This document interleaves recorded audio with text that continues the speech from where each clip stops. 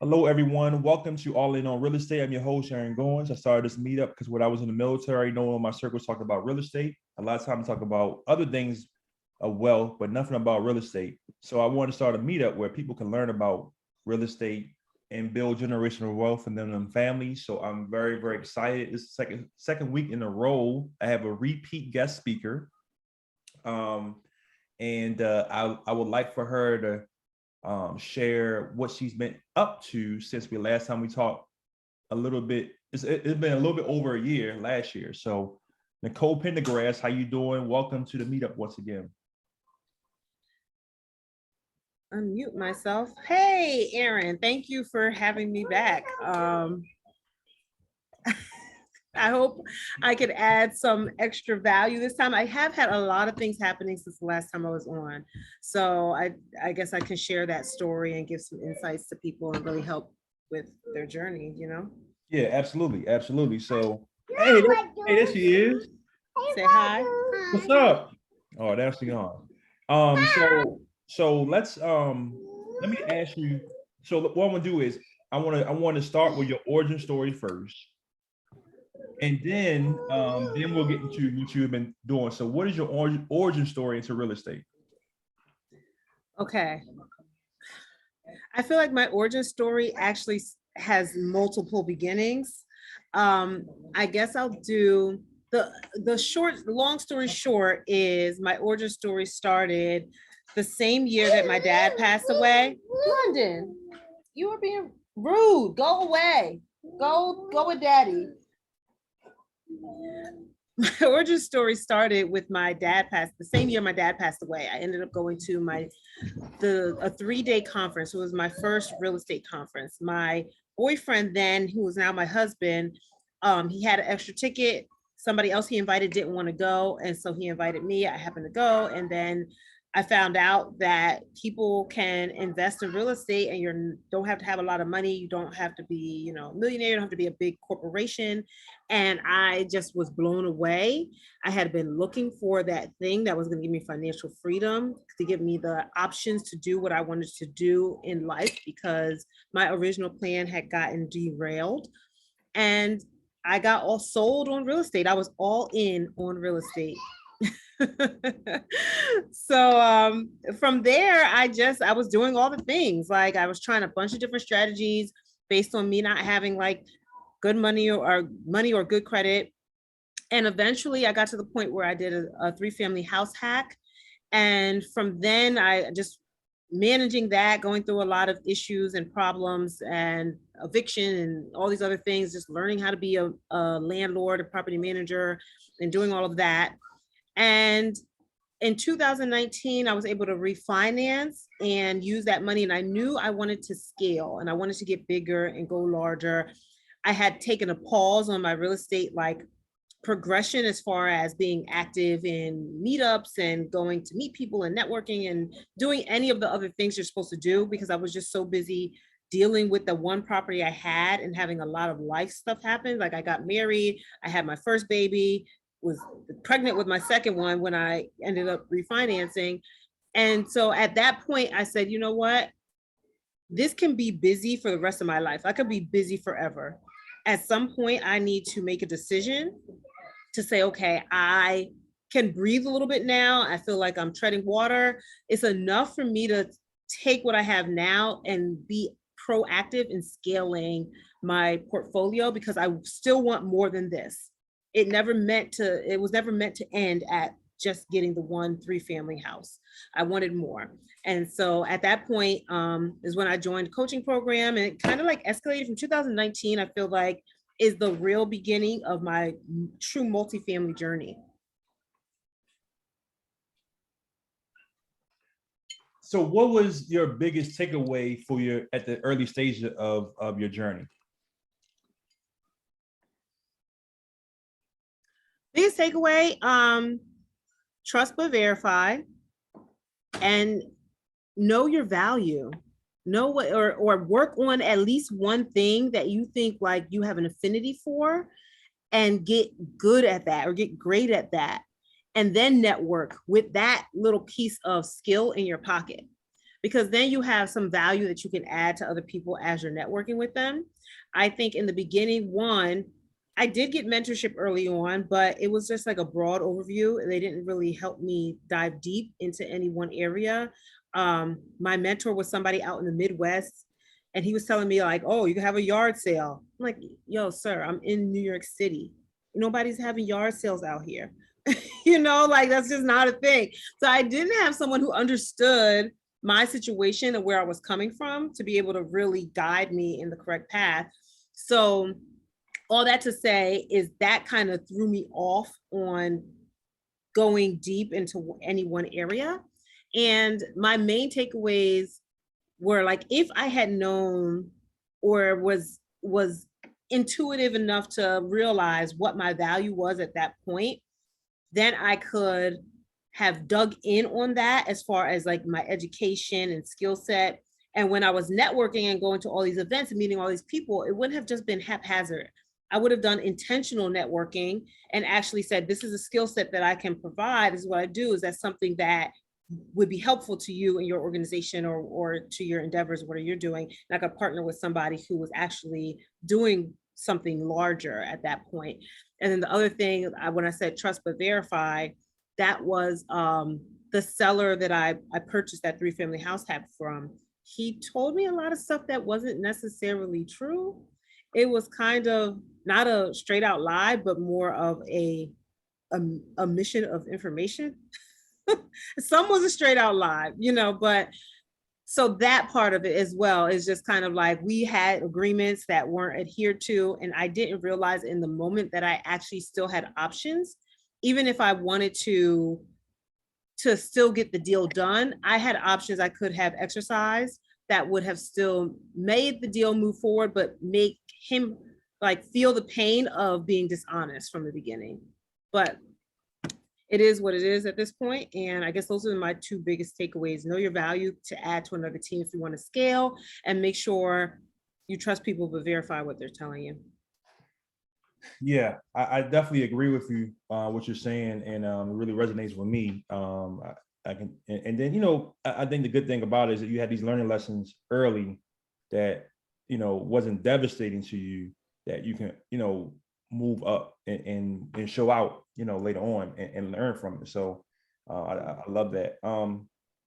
So I'm not going to go in and on and on about the past, but I love what you talked about. So let's talk about currently. Last year you came on in July of 2021. That was September 2022. So what has been going on in the world, in the world, Nicole Pendergrass? Woo. Okay.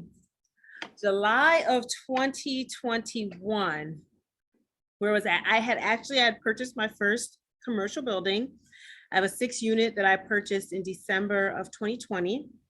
That was part of the refinance proceeds from my 3-unit, and part because when the Jobs Act or CARES Act, I get these acts confused. One of them came out in the pandemic and they let you take out all of your retirement savings with no prepayment penalty. I did that and piled that with my refinance money and partnered with someone, and we closed on the 6-unit. So I talked about that a lot during that the last meetup.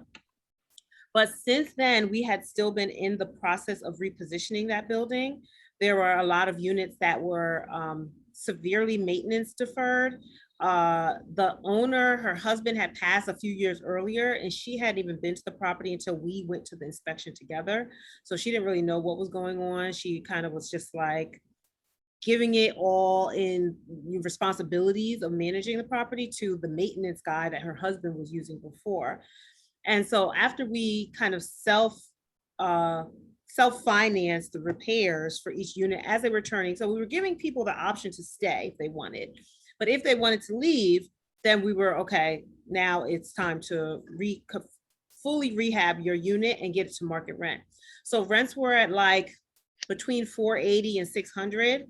And then we were re-renting them for $950 and $975 because that's how low they were compared to what market was at the time. When we first bought the building, we actually were projecting like $850 in rent increases, but the rents because of COVID were going up so crazy during that time that we were able to get way more than that. And since then, actually, we finished rehab. The last unit, four of them moved out, two of them stayed. They accepted. We didn't push them all the way up to market, but we pushed them like a couple hundred, and they stayed. And then in the spring of 2022, we refinanced that building. And once we refinanced, we pulled it out and purchased a 5-unit. So we just used all those proceeds and rolled it into another building. Now that 5-unit doesn't need as much work as the 6. It actually had higher rents already. So it's in a much better position.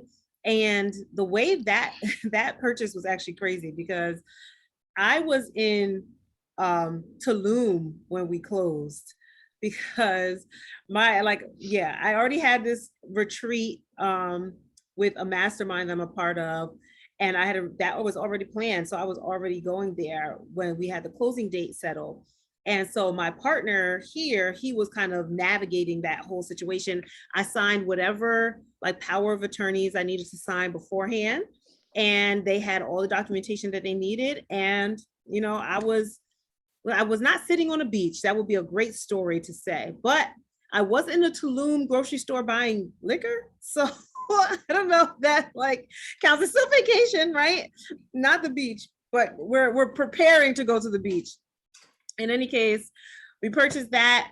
Now we're just still getting the 6-unit kind of situated. The 5-unit is basically running along. We are not pushing the 5-unit as hard as we did the 6, because we kind of got scarred by self-financing the repairs, and we don't want to do that again.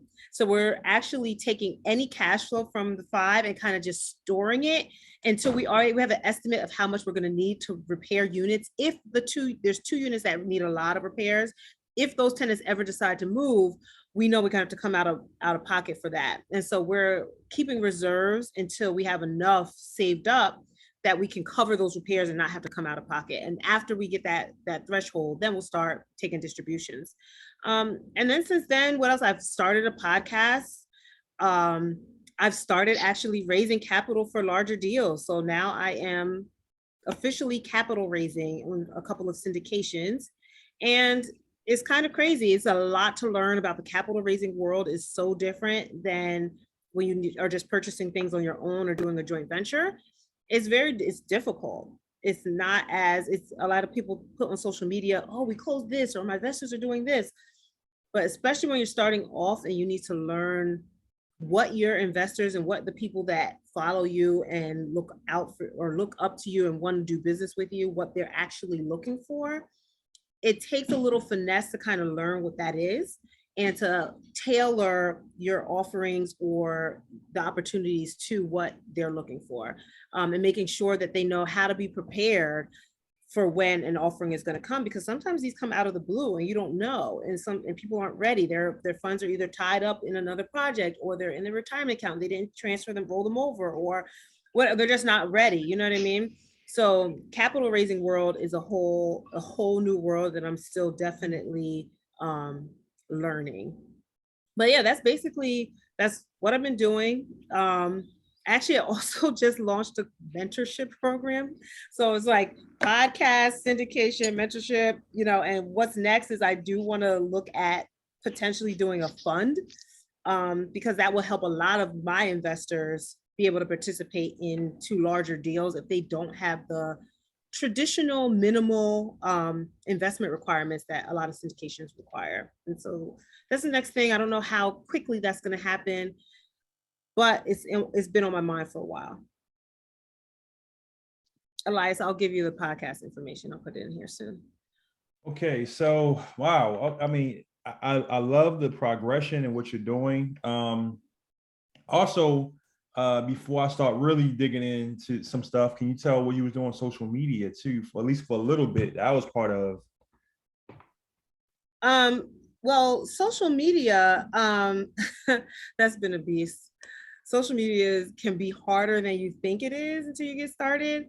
But in 2020, fall of 2020 is when I really started my social media posting. because I had never done that before. Even though I bought my 3-unit in 2015, I never even thought about um, posting about it. Like my friends and people close to me knew what I was doing, but I never posted about it. My social media was completely personal stuff, just like everybody else was using it for. But then my mentors had told me I need to post on social media about what I was doing. Even if I'm walking, I didn't have any commercial units at that time, but even if I'm going to my building, my 3-unit, and walking around and saying, oh, I'm here to do this or that or whatever, just to show that I had something there. But at the same time, from there, I learned the progression of just like posting regularly, just telling your experience and just building that out. And so I don't even know what else to say about social media besides it's another job. Like you have to be strategic about it because you could get lost. And I still do get lost in like, I'm there to post something and I get lost in scrolling. And I'm like, oh, what's this person doing? What's that person doing? Because it's so interesting to keep up with people, at least if it's peripherally. Um, but yeah, so I think social media is crucial for anybody's business. That is me posting is what's giving me the opportunities to expand my network. And outside of just like I did join a mentorship program, but outside of that, expanding my network to people who were not in that program and being invited to speak on multiple podcasts just from my social media posts. People were saying, oh, I like your story. Can you come and speak on my podcast? That I just posted something the other day that somebody reached out and was like, oh, I think this is a phenomenal story. I think you'll be great on my podcast. Can you come talk? So I have a podcast scheduled for next week to be on somebody else's podcast because they like my story. You know what I mean? So you just never know where what you've been through resonates with somebody else. And that's a big lesson that I learned when I started posting, because I think my biggest kind of block to posting was thinking at that time, I only had a 3-unit only, right? No one wants to hear about that. Like I'm not big enough to tell my expertise, I don't have expertise, to share it, because who wants to listen to someone who only has a 3-unit, right? And that is where I was mistaken, because there are a lot of people who look at that and say, oh, if I could only have a 3-unit, and so I don't want to take that for granted, because that 3-unit changed my life. You know what I mean? Like it really opened up a lot of doors and opportunity. And that's where I really strongly believe you can start small and scale up from there. You don't have to start with a 100 unit building. That's not what you need to do. But if you're in the right market, if you make the right purchase, even if you don't know what you're doing, real estate, yeah, you can lose your shirt, but overall is very forgiving. You know what I mean? If you're able to hold on over like appreciation and stuff like that. So I think social media is excellent for helping you expand your network and giving you opportunities to get in front of more people and share your story. And sharing your story can inspire people to move forward and to know that like everything is not roses, right, in the real estate world, and that a lot of people, everybody actually has issues and roadblocks they have to overcome, and that may just encourage somebody right in the moment that they need it. So I think honestly it's a little selfish not posting your experience to other people to glean insights from. And that's kind of where my social media story throughout that entire journey has really grown and developed. And I still get feedback about how my journey is inspirational to people, which it still blows me away. But if you know how to push through and overcome some challenges, that's an inspiration to other people. So, you've been on, of course you're on LinkedIn, you're on with Facebook, you're on other things. You was on Clubhouse for a while. What about that room on Clubhouse? Oh man, that's one thing. Yeah, that was just putting too much on my plate. So my 3 platforms, Facebook, Instagram, LinkedIn, and I was adding Clubhouse to the mix because I had a friend who was really like, actually she's grown a lot on Clubhouse, and she was in Clubhouse from the beginning. She was pushing us, but I don't have Apple, I had Android, so I couldn't really, I was trying to do some workaround and it was always like falling through the cracks. And then they finally opened it up to Android users, so I hopped on. But and I try to be active in it, but I don't know why it didn't click for me as far as like being there all the time and being on it. I just felt like more work than I could do and more time. And I know people do other things while they're on Clubhouse, but I have a problem trying to listen to that and do this. Like, I need to either listen or I need to do something else. Like, I can't have that in the background because I'm not paying attention. So if I'm not paying attention to it, why not I just turn it off? Because I'm missing everything that they're saying anyway. I don't know. So I tried to be consistent with this Clubhouse room. I was doing once a week. What was it? I don't even remember the name of my room. It was a wealth gap. It was the eliminating the wealth gap room. So I did a few times. There's some good, like I got a really good guest from my podcast off of that room because she came in and she spit some knowledge and I was like, oh, I need you. And that's the most popular podcast episode so far, I feel like. But yeah, so Clubhouse was not really for me that much, I think. Well, I mean, I think that you brought a lot of I think you help people out. I think that, like, I was on Clubhouse myself. I had a weekly one every week, and you don't still have your room? No. Oh. I don't have it. My coach was like, "Are you getting value from it?" And eventually I had to let it go and do some other things to take up that time. So it freed up my time actually. So on to you and what you've been doing. When did it really click to you that, dang, I'm really doing it? Like, I'm really, like you said, that 3 unit changed your life, but when does it really click to you that you are doing it and that you're a leader? You talking about, now you have you really open yourself up. You have a podcast, you're have a mentoring program. So when did it really click to you that, I can really be a mentor to others and a content leader? Honestly, it still hasn't clicked. It still is kind of like, I'm pushing myself forward. And even if I don't feel completely prepared, I have to remind myself a lot about what I've done and where I've come from, because I'm in groups with people who are they're way down the journey. I won't say doing more than me. They are doing more than me, but it's because they're way further in their journey than I am. You know what I mean? Mm-hmm. And I have an issue with comparisonitis. It should be a real disease. So I fight that every day.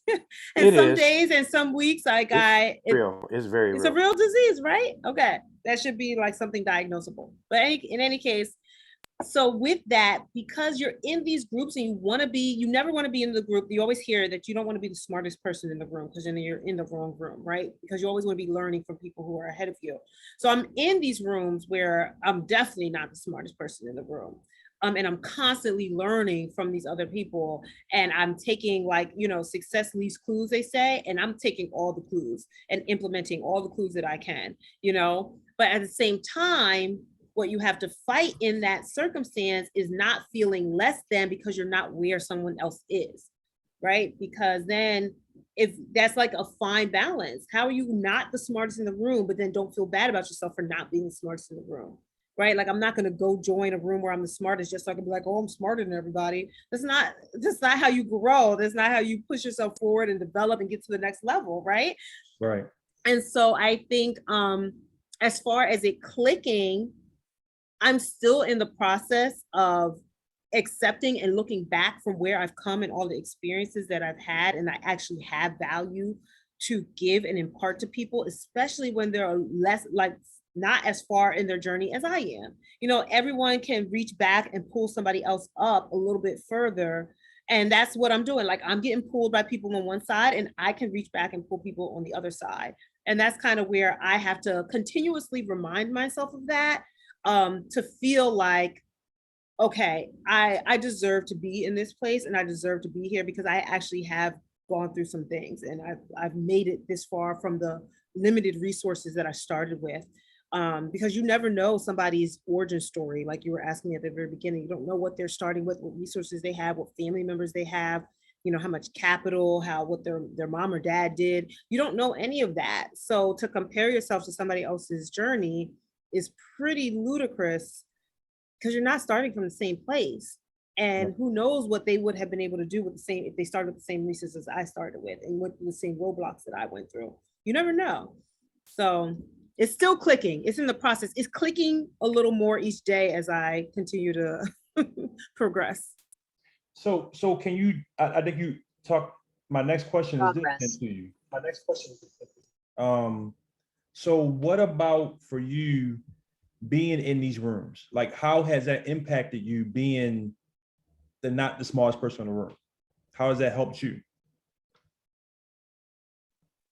It helps me just because some of the rooms that I'm in, like I'm learning strategy. I'm learning about economic markets. I'm learning how to read, charts and 10-2 yield inversions and things that I had never heard about before, and understanding what that means and like how it affects the economy and the outlooks for multifamily and different link sources that people are referencing for data and all that kind of stuff. Like, I'm very interested. Like, when I hear people talk about, like, especially people who are like economists, and I hear them talking about what's going on in the economy and breaking down like, monetary issues and all this other stuff. Like, that's not something I intuitively understand or know, but I'm very interested in that. Like, that is something that I perk up and I'm like, ooh, let me get my popcorn, because to me, I'd rather listen to that. Like, I'm not listening to like fiction stuff or the housewives of anything, that is,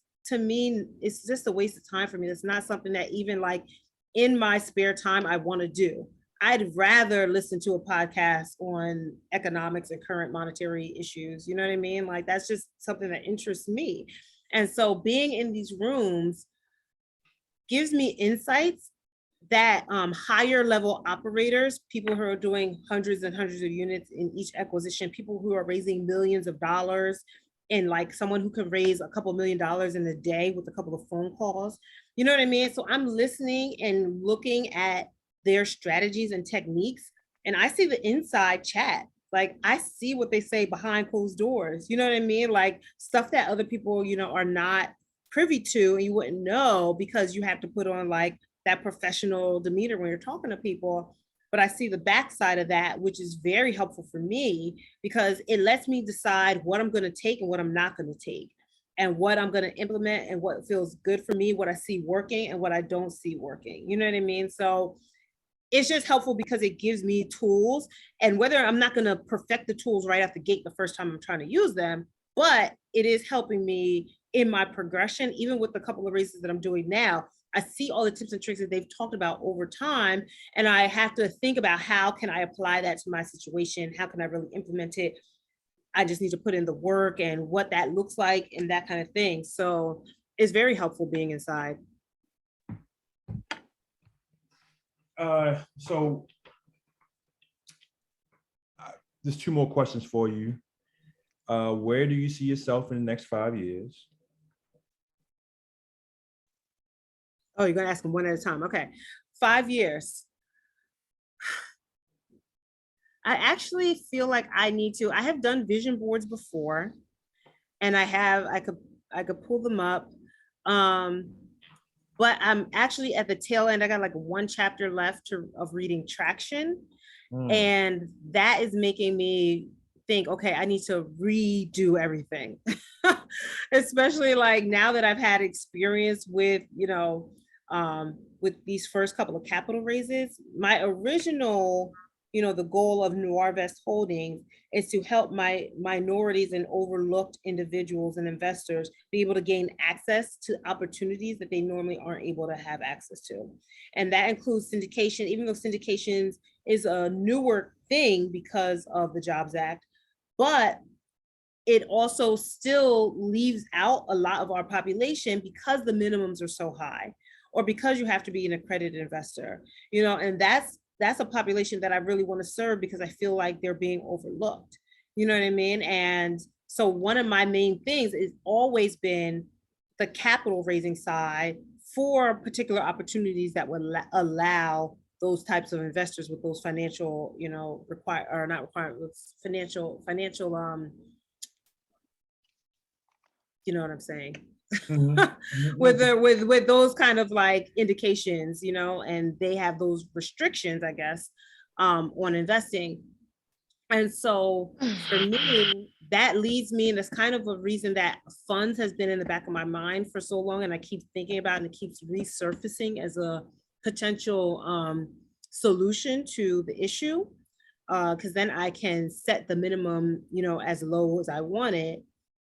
And I have to also then think about how low is too low to really make a difference, because I don't know if I'm going to do a fund, like a crowd fund that's, you can put in $100, because I know some people would really want to do that, but is that really going to change your life? You know what I mean? Like if you're going to invest that passively and do, maybe you're getting 8% pref, even at that amount, you're probably getting less than that. If let's say you get 5% pref on $100, you know what I mean? That's $105 over a year. That's not changing your life. So with that $100, maybe you need to go to other resources to teach you how to multiply that larger. And once you get that perfected, then you can come back to like start funneling money into passive investments where it can start building up over time and compounding. So this is a very long answer to your question. I always end up going around the bush because I'm thinking it out as I'm talking, because it always is changing. As I get more experience and get more information, it gets tweaked a little bit more and more. And a lot of times it's hard to do, especially when I was newer, it's hard to do a projection for 5 years or 10 years when it's really hard to pinpoint numbers. Like people don't really share real numbers. Like if I am a cinder creator raising this amount capital, like what's my takeaway? What actual cash flow am I getting from this deal? Like, what does that mean for that's my company doing this? What is the profit potential for my company doing this if I'm doing this much of a raise or this, how many units? So I can't say, oh, I want 200 units. It's not really about the unit count, right? It's more about the cash flow and the financial freedom. So, and then it's, to me, that's for me personally. And then on top of that is then what am I doing to help other people achieve that same cash flow and financial freedom? So I guess 5 years, I'm all over the place. 5 years, your question, I would say I definitely will have a fund. The fund will be up and running in 5 years, less than that. And I actually want to have a whole program around that, like having a real education program or platform for people who want to invest passively because they don't have the time to be active operators. And they want to learn, they want to actually create an entire wealth building plan that transforms into generational wealth. And that's kind of what I started with my podcast.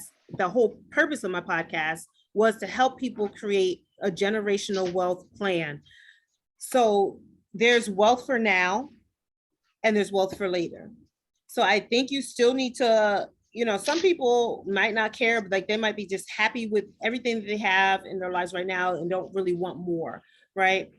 But they do want to create a generational wealth bucket for their children or their grandchildren or whatever that looks like.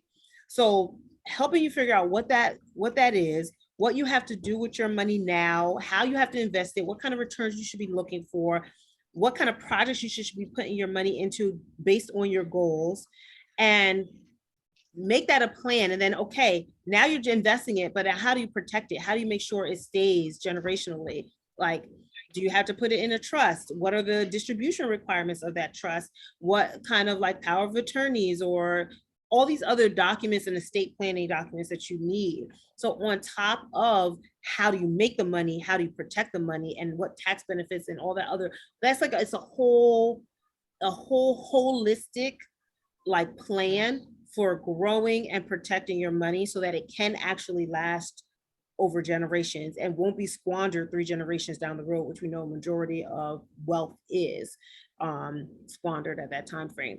So I think within the 5-year time frame, I definitely will have this kind of structure or platform built out where people can come in, they can learn about all the different options, they can create a plan. And maybe I have advisors on board to help create plans. And then we have opportunities. If you want to invest in one of our opportunities, you can. If not, something else that besides like multifamily or commercial real estate that I'm doing, do you want something else or something that you have a little bit higher risk tolerance, you want to invest over there, then do that. But it's more than just, I don't want you to invest with me. I want you to invest for you and to grow your wealth and to really protect it and make sure we have all these resources in place. So I guess I have already started that little bit by little with my podcast. And 5 years from now, I definitely want to have that built out. I'm already in talks with somebody right now. We're going to work together on creating a passive investing course that has maybe like a custom calculator that I have never seen in any other. I've seen syndicators type of, how do you analyze deal type of calculator, but the kind of calculator I want to create, I have never seen out there. And doesn't mean it's not out there, but I would like to create that and put that as part of a passive investing course to really give people the information that they need to make correct decisions and really to see like, oh, I want to invest, I want to make this much money passively. And they don't think people realize how much they need to invest now and at what kind of rates and what kind of projects to really reach that passive income number. People just say it like haphazardly, they don't have a plan. So to me, I want to put it out there in like a calculator or some other format that was in your face so you can see like, oh crap, that maybe that's maybe I got to put in a little bit more money because I'm scared to invest money, but I want to make $10,000 a month passive income, but I'm scared to lose money. You can't be scared. Like every investment has risk. Anything you do has risk. Not investing it is a risk. You know what I mean? So letting people see what that actually looks like on paper, I think would be very transformational for a lot of people. And that was a very long answer to a 5-year question. Geez, I'm sorry. Hey man, you spit knowledge. You telling your business. So I mean, there's nothing wrong with that. The last question. What would you say to somebody who's just starting off in real estate? It's all about self-reflection. You have to decide what your goals are, what you're trying to get out of it, what your lifestyle requirements are. If you have kids, how much time do you want to be away from your kids? How much time you want to spend with them? Do you have a full-time job? Like what's your amount of hours you can add per week to running a business? It all starts with what value you have that you can potentially bring to somebody else. That's kind of what I was talking about earlier too. Because I didn't know that early on. And I feel like that definitely hindered my progression because I would be networking with all the people, but not know what I could add, how I could add value, And I think that is key. Like if you at work, work with numbers all the time and you love spreadsheets, then just, even if you don't know how to underwrite, you more than likely have an affinity or can learn how to underwrite very quickly and not easily, but quicker than most people. Maybe become a master underwriter, and now you can, after you study that craft and hone it, now you can like go to other people and say, hey, I'm pretty good at underwriting. Now you can toot your own horn. That's the thing too, like learn how to promote yourself. That's so hard. A lot of times people think promoting yourself is like being boastful or bragging or having an ego. But there's a way when you're good at something or you've put a lot of time and effort into it, there's a way to do that where you can still do it gracefully, but be confident in your skill set. So I think starting out is really all about knowing what you want your journey to look like, what you want the end result, envisioning it, and then taking real note of your personality traits, if you like to talk to people or you don't like to talk to people, like, because nobody in all the different aspects of multifamily, nobody does everything. And even if you're kind of good or can do an overview of some stuff, you're not like expert in everything. That's why there's partnerships, and that's why these multifamily teams have so many people, because everybody has expertise in different areas. So figure out what your expertise is going to be, work on that, study it, and then take that as a value add to investors who are doing what you want to do or in markets that you like or whatever, and see. And you never know, you're going to network and meet people, and not everybody is going to click personality wise. Not everybody you meet, even if you like them, are not going to have the same needs as far as like the skill set that you can provide. Maybe they already have somebody who does what you do, you know what I mean? But you just keep networking and learning and meeting people. And I think starting out is just deciding what you want to do, who's doing that, and what value can you add to them, and just meeting as many people as you can in that niche or market or whatever it is, and move from there to go forward. Drop the mic. That was a great one. Great one. Great one, Nicole. Look, I'm done, man. I'm done. If anybody have any questions for Nicole, now is the time. So please ask Nicole a question. I actually have to run. I have another meeting here, but this was great content. It was great, very informative. Really love listening to you, Nicole. You Thank added you. a lot of value. Aaron, thank you for pulling this together. I would love to attend again. Thank you, sir. Thank you. Please And come I back. signed up for your podcast as well, Nicole. Oh, thank you so much. All Appreciate right. it. I look Thank forward to you. connecting with you guys again. This was amazing. Same, same. Desmond, you got anything for Nicole? I'm raising my hand right now. Go ahead, man. Good evening. Good evening. How's everybody? Evening. When you started raising, so you're just raising capital now for you and your partners, right? Or are you making a fund where you're going to deploy funds into other investments?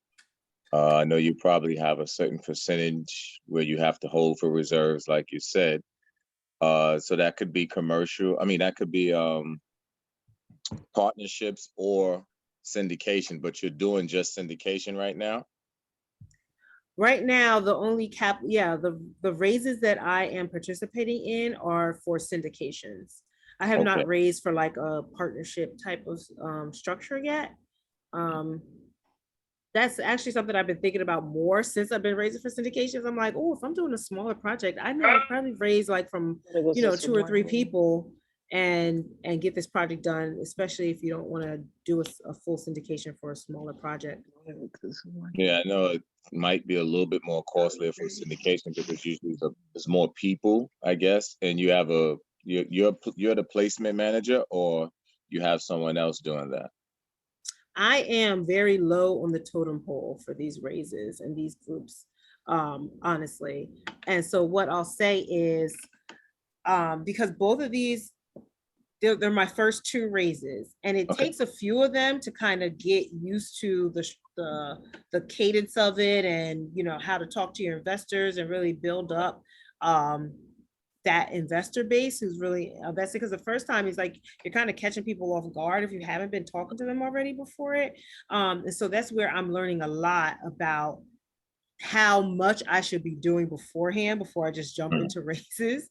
So I'm not just, I have picked raises I've been in. One of the raises I was invited to, and another, actually both of them I was invited to, but they're both with people who I know. They're 2 different groups. I know both of them very well, and I'm very comfortable with their experience level and what they're doing in the markets that they're in, because otherwise I wouldn't raise for them, because I wouldn't want to put myself and my reputation on the line for a group or a deal that I don't full-heartedly like back and support. So right now for me, this is a completely new learning experience. Both of them are like at the tail end wrapping up. And from there, I'm already creating my plan for outreach before I get the next deal. So I can have some pre-soft commits and kind of know what that looks like, and what kind of deal I should be moving into based on what my investor base is looking for. Great. One more. So time-wise, I know, because people probably don't understand the patience, how long it may take. Like you said, you never know when a deal may come. So having your money invested and placed in and holding maybe a couple of months, are you looking to make that establishment from the jump that it could take 2 or 3 or 4 months? Yeah, I would have to, once I start having those, because right now, everybody I have talked to, I already have the deals, right? So it's kind of like time sensitive. But after these close, then the next people that I'm reaching out to, I'm going to say, I never know when the next opportunity is going to come. It could be a couple of months. It could be next month. Like how soon would you have your capital? How long would you be willing to keep it to the side outside of wherever they have it right now? You know what I mean? Or make sure they have easy access to it. Like if it's a HELOC on their home, or if it's a cash value from a life insurance policy, or a loan from a 401k, or do they have to roll their 401k into a self-directed? You know what I mean? Like what that looks like, and what are the holding costs for that. That's another thing that has not held me up, but it's a question I continuously have in my head about fund structure. Because if you want to make sure you're raising a certain amount for a fund, but you don't have the deal yet, and people's funds are just like waiting there. Like I know I've heard some people say that they pay them like a small percentage, like as a fee for having it there for a few months until they actually have a deal and start Good idea. distributions. Good idea. So that's something, especially if you're going to pay somebody 2%, that's more than the bank, and that's sad. But you know what I mean? So at least trying to figure out something to make it so that people don't pull their funds and actually put it in another opportunity while you're waiting for your opportunity to come. Great. Thank you so much. You're welcome. Hey.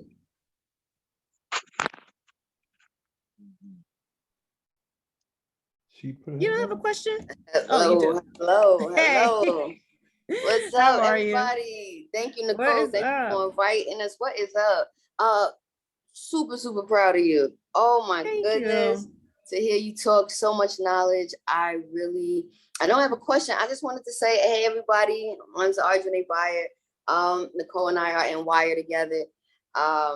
Someone that I look up to, highly respect. And I just want to say that I really would like to talk to you to possibly work with you, possibly be an investor.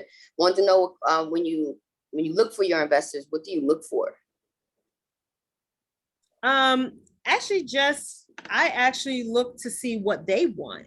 So that's primary beyond what I want. You know what I mean? I want to help and make sure that their outlook and their goals and their risk tolerance or their time frame or return expectations, or maybe even I've had to educate, on what that looks like or what typical syndications look like, so that when people are coming on board, they're not blindsided, or they don't have false expectations and don't get like upset because something's not going how they thought it would go.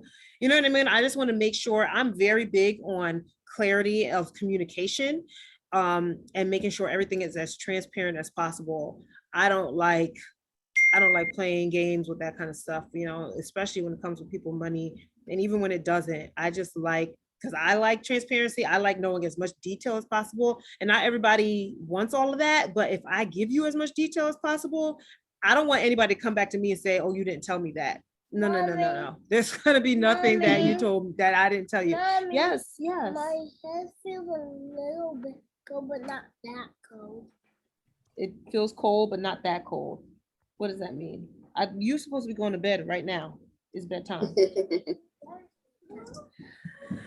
See my Aaron, I told you I get no disruptions. Love it. I love it. And look, the one who changed her diaper last time is in front of me grabbing her pee-pee like she got a diaper she needs to change. You need a diaper change? Okay, I'm gonna change it in a second. We almost done.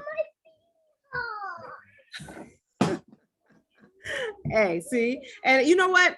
Good thing, Androgene too. We have talked before, and I'm sure, yes. I don't really remember, but I'm sure that this was happening in the background. Absolutely. As we were talking before other calls. We are used to it at this point. The babies want to be heard, and we're like, okay, let's do it. every wire call, they are in it somewhere. So it's very good to be in circles and communities where people are understanding of family life and kids and all of that, because otherwise there would be a lot of judgment and I wouldn't be getting nothing done because nobody would want to work with me. But yeah, but hey, yes, we definitely can talk more. I may have some information for you. I do want to see what you're looking to do. What I'm looking and for. Okay. Yeah, and everybody here, if y'all need to reach out to our judge. Are you going to put your information in the chat? This I can. woman is a beast. She is on beast mode. Like I'm so impressed and inspired by her and what she gets done. Y'all just don't even know. But y'all missing out if y'all don't talk to her. I will definitely leave it in chat. Thank you so much. Yeah. Love you, Nicole. Same. One more question. Yeah, because you have a lot of avenues or departments, I'm going to say, that you're doing. You're going to need a virtual assistant, so you're going to hire an assistant or something. Have you looked into virtual assistants? Oh, yes. Yeah. Yes, that is one of I know that was a strong yes. That was a strong yes. Yeah, she's going to Desmond, yes, you're reading my mind and my soul, actually. So I've used virtual assistants before. Okay. I have one that I use routinely for like website upgrades that I want. Like if I want something changed on my website, like I have somebody for that.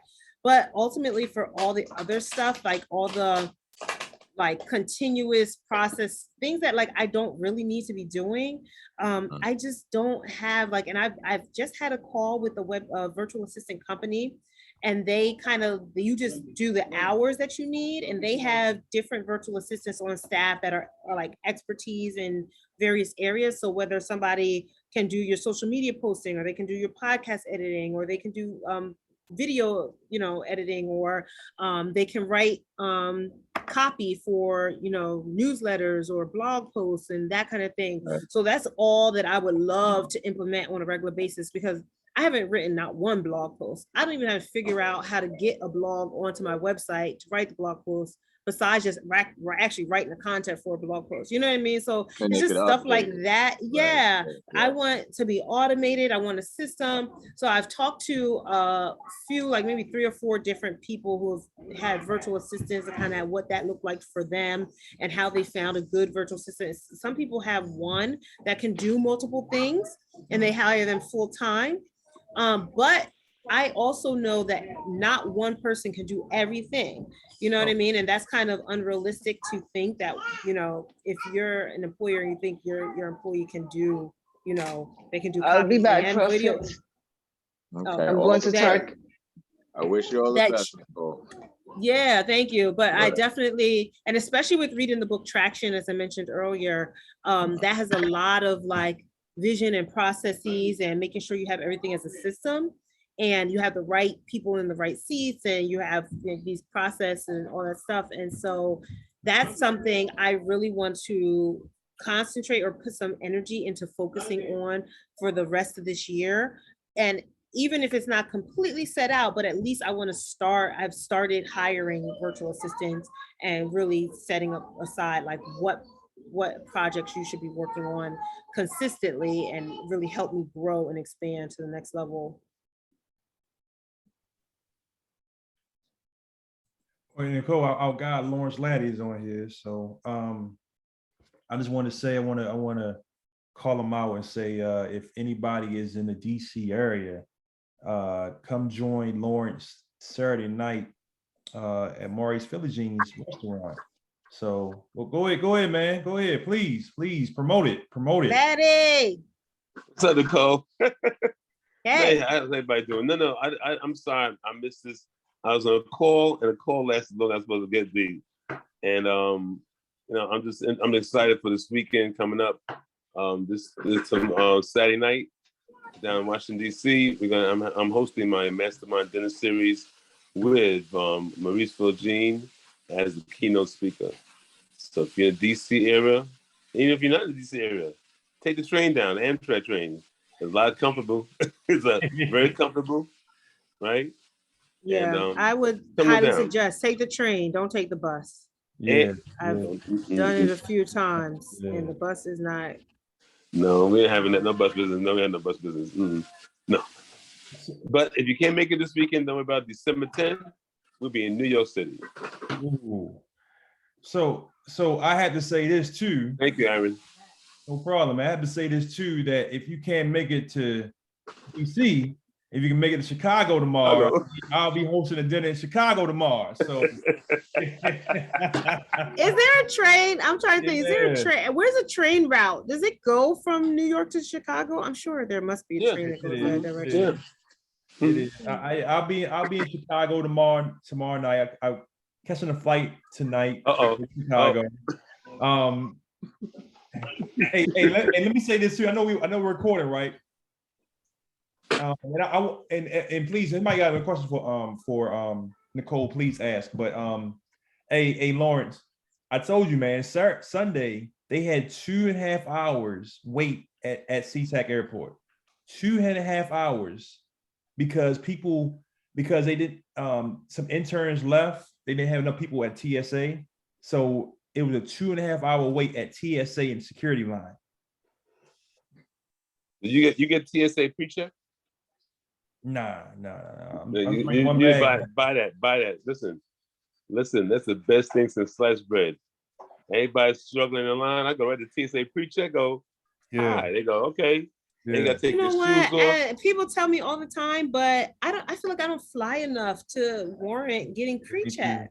Me too. Like I fly like once, if it's twice a year, that's a pretty busy year. I'm not flying like that, at least not right now. Like once I fly like once a quarter, then I need it's good. It's good.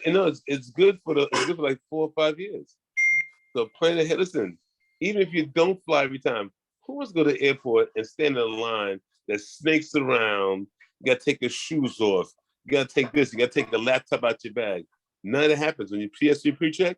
You keep your shoes on, laptop in your bag, all your electronics in the bag. Why do you have to do that? Like, what do they pre-check? What are they pre-checking? Just that your ID is right? Right. That's it. That's just going to TSA pre-check. Therefore, you're gonna take your shoes off. You just walk right through. You still go with the magnetometer and the whole 9 yards of the body scan thing. But other than that, that's it. But that don't make no sense because they check my ID before I go through all that stuff. Why I gotta stand in line? Like, I just don't get pre-check is just they just want more money. That's what pre-check is. Pre-check is not money grab. Pre-check is it's like clear. Pre-check is like you don't have to stand in line.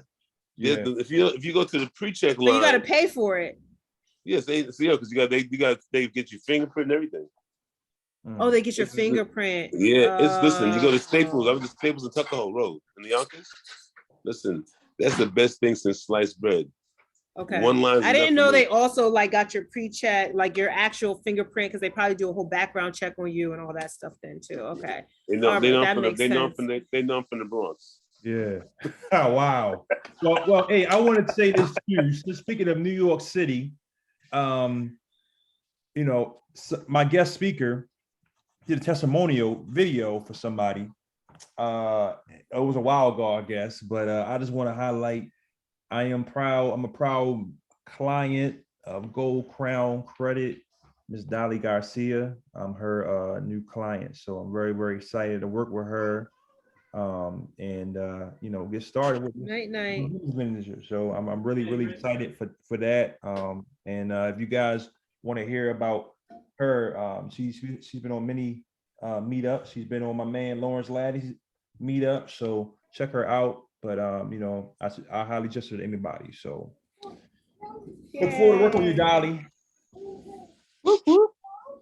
And thanks for the testimonial, Nicole, because you did a testimonial on the website. So you go to no problem. I gotta look at the website. Dolly, he told me that, and I was like, "What? What are you talking about?" And I was like, "Oh, I did do that a long time ago. So I need to look at the website and see." She said, "Hello, guys." Hi. Yeah. She's doing something right now. Yeah, I'm gonna check out the website. Yeah. I'm gonna check out the website so I can see my testimonial. I did a testimony for another, like a mastermind group, and somebody was like, "Oh, I joined mainly because of your testimonial," and I'm like, I need to get some type of stipend. They offer these affiliate program, huh? I need an affiliate program. Yeah, you need an affiliate program. Shoot. Yeah, Gold Crown Credit. Go check it out. You have an affiliate program? Not for testimonials. I don't want to sell credit. I just want it for my testimonial. Hey, she got affiliate program too. She say that, so you guys know. So I know. So you guys are all in. You know what I'm saying? just hit up All In. You know what I'm saying? It's affiliate for me. All In. So all right. So let me end this meetup right now. We can still go to after party, but I just want to say thank you to Nicole for once again coming to the meetup. It's been great. I love what you're doing. I love the things you're talking about, especially when you're saying that, hey, listen, I got one unit, but I'm still doing more than most, and that's the truth, you know. And I realize that you're in the game already. Don't think that you got to be a multimillionaire to be in the game. You know, you got to start somewhere. Now, everybody, most people gonna start small and work themselves up. So don't think that you got to have instantly. I got to be a millionaire. No, you have a story. I tell you the truth. I have a story, and I haven't done much in real estate, but I share my story, and I had no problem doing that. So, thank you so much, Nicole. Thank you. Thank you for having me back. I appreciate it. But like you said, you just share your story, no matter where you're at right now. That's the most you can do. Right, absolutely. So, thank you so much. I just want to tell everybody, God bless you. If you can come to DC on Saturday, check out my main man Lawrence Laddie. If you come to Chicago, check me out tomorrow night. God bless you.